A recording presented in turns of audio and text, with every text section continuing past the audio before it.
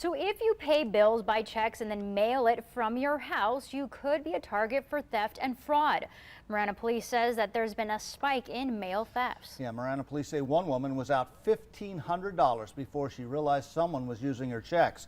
And the irony is that the detective on the case recognized the name of the suspect and arrested her within 2 days of the police report. News 4 Tucson's Lupita Murillo has tonight's Crime Trackers report. This is video News 4 Tucson obtained from the Marana Police Department. It was taken last month at TJ Maxx. The woman walking into the store is about to fill her cart with clothes. When she gets to the cashier, she pays with a fake check. The suspect completely created a new check using the victim's bank account information. That's not all. On the check were 3 pieces of different information to include name, address, and driver's license. None of them matched.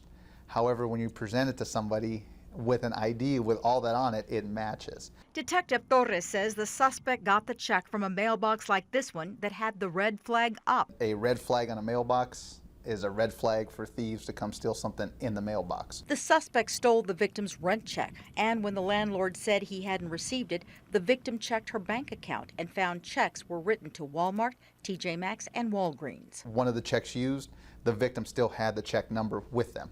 2 of them, actually. Officer Kaylee Baker is the patrol officer who responded to the victim's call and pieced together the case. We were able to find the individual that had used the checks, and then we were fortunate because they have outside cameras, so the cameras outside picked up her vehicle and her license plate. Detective Torres says the patrol officer who responded to the victim's call did a lot of work to piece together the case. Once they identified the suspect as Vanessa Walker, Detective Torres knew immediately who she was.